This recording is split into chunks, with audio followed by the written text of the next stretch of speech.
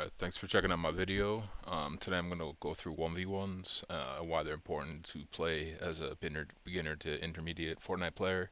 I feel like this video is really meant for people that play zero builds that are interested in getting better at becoming a build player, and people who are build players that are just trying to elevate their game from playing pubs to playing ranked and trying to improve their fighting, that kind of stuff. If you're already a great Fortnite player and you have great mechanics, this video probably isn't for you. I'm just trying to bridge the gap here between beginner and intermediate players. And I think, for me specifically and for some of my friends, I know playing 1v1s was a very intimidating task. And I just want to show you you don't have to be the best player in the world to play them and still get something out of them. So in these first clips, I'm just going to play my 1v1. This is my start to my 1v1s where I go up, I build a ramp, and then I turn full box, and then I ramp up the other way, and I try and track down the player. So I'm going to play this at a 25% speed, and then once my first start is done, I'll just set it to the regular speed, and we'll go from there. But basically, when you start playing 1v1s, this is going to be an important part of it is learning how to start. You got to run into the barrier against the opposite player, and then you got to build up like this. It's kind of like a cranking maneuver, but you don't just full crank, you just kind of stop and ramp up. Alright, so after this shot, I'll just change it back to full speed. But yeah, you can see I'm trying to use my strafing movement to avoid his shot there. Um, Again, not the best player in the world. I wouldn't even say I'm really that good. I'm just decent, and I love Fortnite, and I just want to see if I can help some players that maybe don't have the confidence or the know-how to get better. Um, Alright, so I'm just going to let these 1v1s play out a little bit. This is my buddy, he's my skill level, just about my skill level. In game, he's better than me, but in creative, we're pretty similar, I'd say. I don't know if he would disagree, but um, I feel like this 1v1 stays pretty close. Alright, so I'm just going to walk through what I'm doing. So we're going to start here. I'm going to scuff the start, I think, on this one. No, actually, that one came out good. It was a little different than the first one I did. The first one I did was a little simpler. This one had a little bit more builds above me to help defend. There I hit a nice flick shot on him. The most important part of 1v1s when you're starting out, to me, is holding your shotgun out and not doing too much.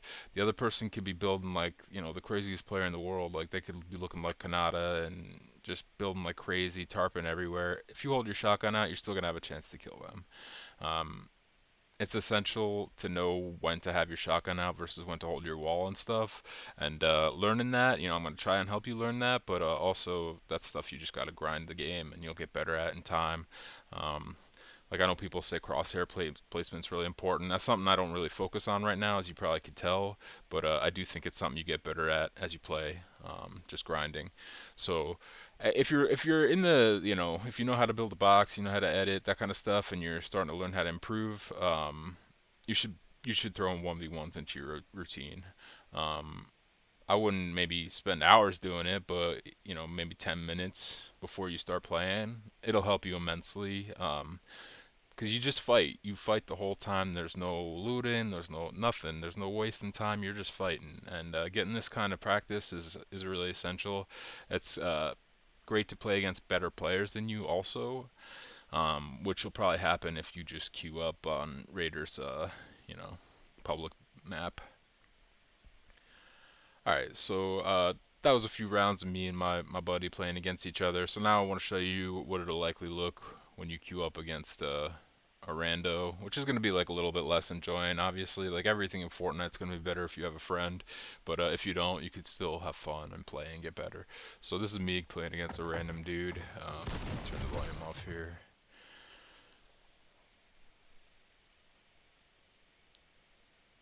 Alright, so now I'm just looking down on him. This guy isn't that good, you can probably tell, but usually I give everyone a best of 5. This guy is not really following the rules, so the 1v1 where you run towards each other and then ramp up in turn. So I don't really need to give him 5 rounds if I don't want to. I'm just saying that's a courtesy, giving someone 5 rounds. Like, if they're not as good as you, it's probably still beneficial for them to play you, even if you're not getting anything out of it. That's why I give them 5 rounds. If someone's like absolutely crazy and I'm not getting anything out of it, then whatever, you can quit. It's fine. Don't worry about it. So yeah, that guy wasn't following the rules, so I decided to try against someone else. This dude I feel like might go AFK in the middle of our round, so I'm just gonna fast forward a little bit here. Yeah. All right, let's keep going. And then this last dude I fight, he's like way better than me. And the only reason I'm showing you this is to show you that you, as an intermediate or not great player, not great fighter, you can beat good fighters with good aim and knowing when to shoot and keep your shotgun out versus knowing when to build and hold your walls. Um, all right, so we're just gonna watch. I think it's just 3 rounds here, and then I'll end the video. But the map I'm using is this Raider map. You can kind of see the number at the top of the screen up here. But just search Raider 1v1 map on Fortnite and you'll find it.